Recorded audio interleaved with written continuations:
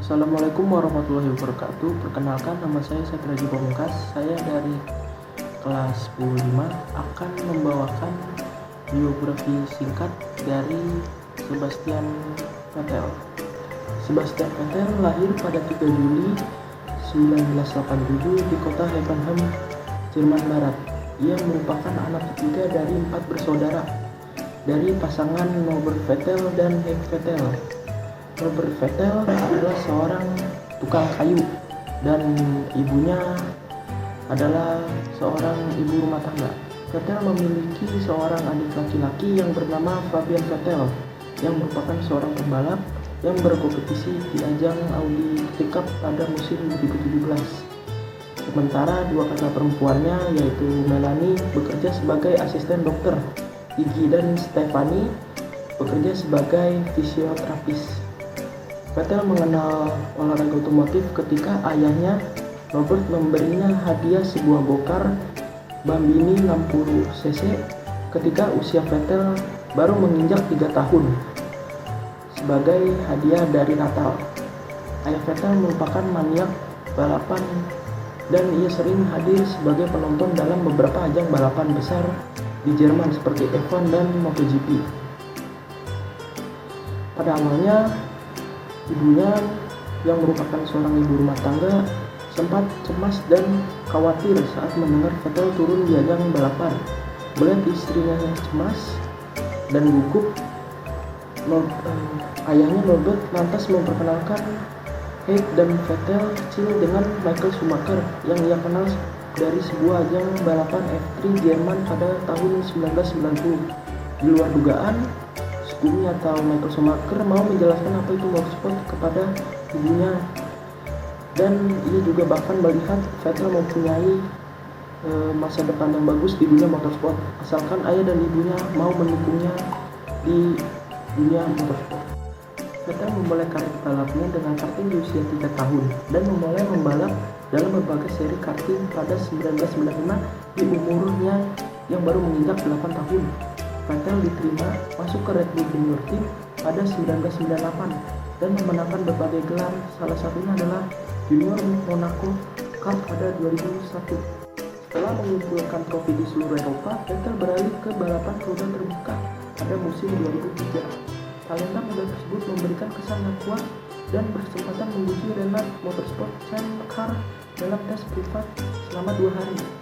Tahun berikutnya, ia merebut kejuaraan Formula BMW ADAC dengan 18 kemenangan dalam 20 balapan sepanjang musim. Pada tahun 2005, Vettel bergabung dengan Acer Mark Motorsport untuk seri Euro Formula 3, di mana ia mengamankan piala Rookie dan finish kelima di klasemen keseluruhan.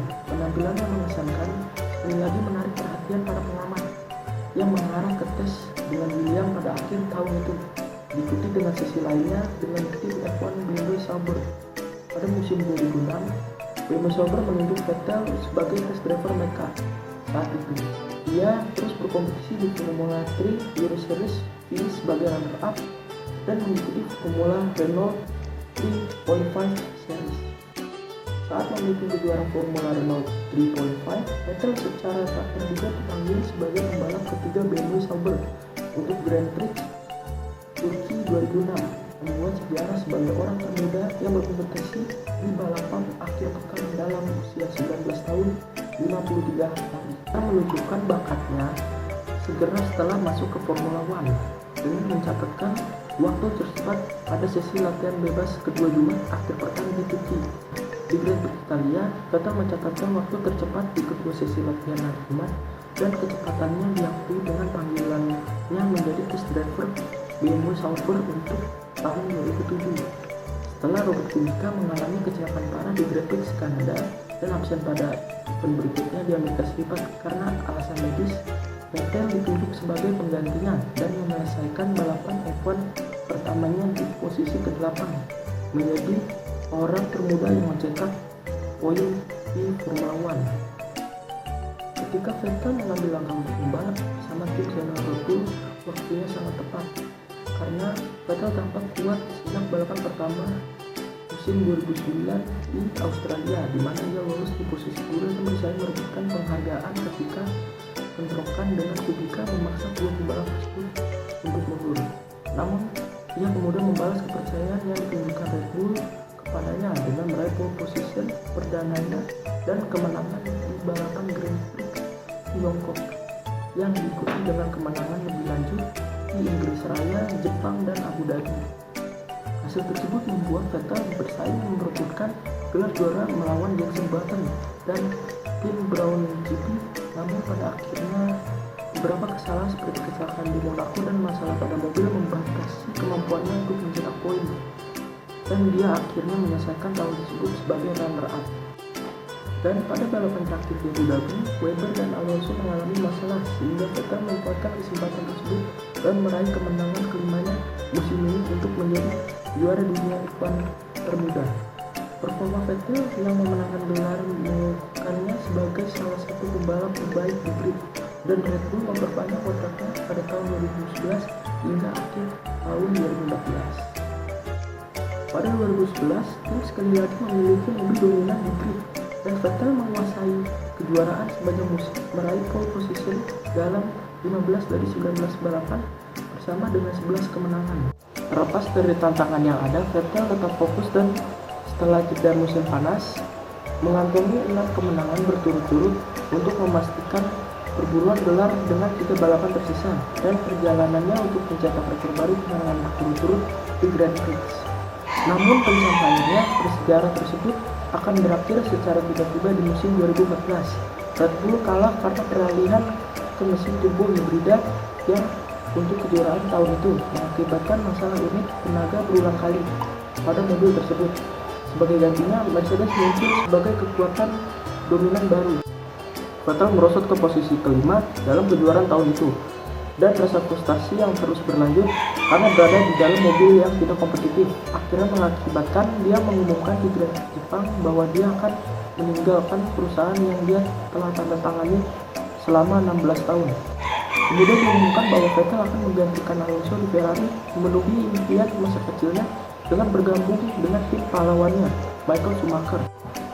Vettel tidak bergabung dengan Ferrari saat dirinya naik daun seperti yang dilakukan bersama Red Bull. Tim tersebut bahkan menjadi kurang kompetitif dibandingkan rival mereka setelah beralih ke powertrain turbo hibrida pada tahun 2014. Namun untuk tahun berikutnya, mereka diremajakan dengan kedatangan Vettel dan berencana untuk sekali lagi menantang Mercedes di posisi terdepan. Vettel langsung melunasi biaya penandatanganannya dengan finish ketiga di Grand Prix Australia dan menindaklanjuti dengan kemenangan di Malaysia. Kemenangan pertamanya lebih dari 1 tahun dan yang pertama bagi tim dalam lebih dari 2 tahun. Kemenangan selanjutnya akan diraih di Hungaria dan Singapura. Namun Ferrari tidak pernah cukup dekat untuk menantang Mercedes, dan Vettel akhirnya menyelesaikan tahun itu di posisi ketiga. Untuk tahun 2016, Vettel sekali lagi menunjukkan hasil yang menjanjikan. Namun tahun tersebut terbukti menjadi tahun yang membuat frustasi karena ia menyelesaikan balapan tanpa kemenangan. Dia berhasil mengamankan 7 kali naik podium sepanjang musim, tetapi Ferrari kembali tertinggal di belakang Mercedes yang dominan, dan rasa frustasi Vettel terhadap posisi tim terlihat jelas. Namun berikutnya juga memberikan banyak harapan bagi Ferrari. Dengan segera dia berharap menjadi pesaing dan mengimbangi Hamilton dan Mercedes. Kejuaraan tahun 2018 dijuluki sebagai pertarungan untuk 5 orang karena baik Vettel maupun Hamilton sedang memburu kejuaraan dunia kelima mereka. Segala sesuatunya terlihat bagus sejak awal bagi Ferrari, dengan Vettel mencetak 2 kemenangan dalam 2 balapan pertama. Namun serangkaian kesalahan sepanjang musim membuat Hamilton berada di posisi depan, dan pembalap Inggris itu akhirnya bisa mengamankan gelar juara dunia yang kelima. Setelah dari Ferrari, ia pun mengumumkan bahwa ia telah menandatangani kesepakatan dengan tim Aston Martin yang berganti nama untuk membalap bersama mereka pada tahun 2021. Dan Aston Martin adalah tempat terakhir berlabuhnya sang legenda Sebastian Vettel. Dan dia pada pertengahan musim 2022 dia resmi mengumumkan bahwa dirinya akan mulai pensiun. Dengan prestasi menteri perjuangan 16 tahun yang dirasa sudah cukup, ia merasa sekarang momen yang tepat untuk pergi dan melakukan aktivitas lain. Kesuksesan tak terjadi tanpa perasaan kaya. Norbert selalu mendampingi dalam setiap balapan sejak kecil. Ia kerap terlihat di garasi Vettel tanpa campur tangan terhadap urusan putra kesayangannya. Di luar balapan, Sebastian Vettel sering sekali melakukan aktivismenya dan memberikan dukungannya di berbagai tujuan, seperti ia memungut sampah untuk mendorong kepedulian terhadap lingkungan, mengenakan kaos pelangi di Hongaria untuk mendukung mereka yang terkena dampak undang-undang anti-LGBT di negara tersebut, dan menyelenggarakan acara karting khusus wanita di Arab Saudi. Vettel pensiun karena ia ingin lebih dekat dengan keluarganya dan dia ingin untuk lebih mendekatkan dirinya kepada hal-hal sosial.